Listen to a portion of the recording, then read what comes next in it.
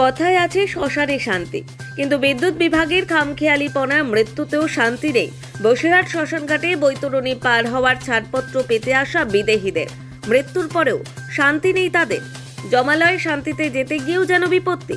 বসিরহাটের রবিবাসরীয় শ্মশান চিত্র সেই ছবিই তুলে ধরেছে। পড়ে রইল সারি সারি মৃতদেহ, দাঁড়িয়ে রইলেন উদ্বেগ ভরা মুখ নিয়ে দুঃসময় কাটানো মৃতের পরিবার, পরিজন ও শ্মশান যাত্রীরা।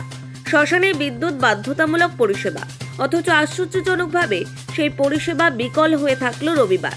উত্তর 24 পরগনার বসিরহাট মহকুমার বসিরহাট শ্মশান ঘাটে রবিবার সকাল 11টা নাগাদ বিদ্যুৎ বিচ্ছিন্ন হওয়ায় সকল শবদেহের দাহ কার্য অসম্পূর্ণ থাকে। দেহ নিয়ে নাজেহাল মৃতের পরিবাররা। সন্ধে পর্যন্ত আসেনি বিদ্যুৎ। ভোগান্তি সাধারণ মানুষদের।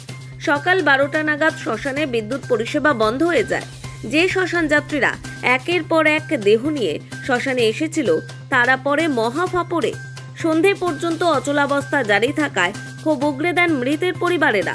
তাদের দাবি, যত দ্রুত সম্ভব বিদ্যুৎ সচল হয় তার ব্যবস্থা করুক প্রশাসন। কিন্তু মৃতদেহ ফেলে রাখা সম্ভব হয়নি বলে এবং 6 থেকে 7 ঘন্টা বিদ্যুৎ না থাকার ফলে দেহে পচনের ভয় এবং শেষ কার্য অসমাপ্ত থাকার আশঙ্কায় অনেকেই দেহ নিয়ে অন্যত্র চলে যান। অনেকেই কার্ড দিয়ে অন্যত্র মৃতদেহ সৎকার করার ব্যবস্থা করছেন বলে জানা যায়। 12টার আগের থেকে কারেন্ট চলে গেছে। সেই কারেন্ট যাওয়ার পর থেকে এখনো পর্যন্ত কারেন্ট আসেনি। অনেকগুলো বডি উপরে পড়ে রয়েছে। প্রায় 5টা নাগাদ কারেন্ট আসলো। 15-20 মিনিট বা 25 মিনিট একটা বডি ঢোকানো হলো, তারপরে আবার কারেন্ট চলে গেল। এইবার এখনো পর্যন্ত অনেকগুলো বডি পড়ে রয়েছে। এছাড়া অনেকগুলো বডি অলরেডি তারা নিয়ে চলে গেল কাঠে পোড়ানোর জন্য। এবার আমরা কি করব? আমাদের কাছে কোনো অপশান নেই। ধরুন যে বডিটা আজকে ভিতরে রয়েছে, 15-20 মিনিট ধরে বডিটা রয়েছে, সেই বডিটা কখন কারেন্ট আসবে তার তো কোনো ঠিক নেই। সেই বডিটা কি অবস্থা আমরা কিচ্ছু বুঝতে পারছি না। আমরা তো একটা সময় ভেবেছিলাম যে আমরা বডিগুলো নিয়ে রাস্তায় গিয়ে বসে থাকবো, অবরোধ করব। তা যাক, আমরা সাধারণ পাবলিককে অসুবিধা করতে চাই না, আমরা সেই ডিসিশন নিইনি। কিন্তু আমরা সরকারের কাছে এটাই আবেদন করছি যে যত তাড়াতাড়ি এখানে কারেন্টের ব্যবস্থা হোক।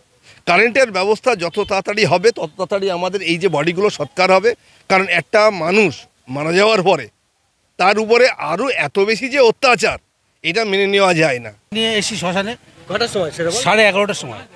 সেখান থেকে কাজকর্ম মিটিয়ে যখন ভিতরে দেওয়া হলো 12টা বাজে 10 মিনিট বাকি, সেই তখন থেকে কারেন্ট চলে গেছে।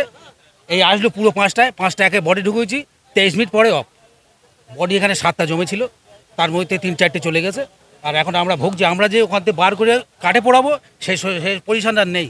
হ্যাঁ, ভেতরে ঢুকিয়েছে, 23 মিনিট চলেছে ব্যাস। একটা লোক ওখানে বসে পাচ্ছে না, সব ধোঁয়া নিচে নেবে, অন্ধকারে সব খেয়ে ফেলেছে।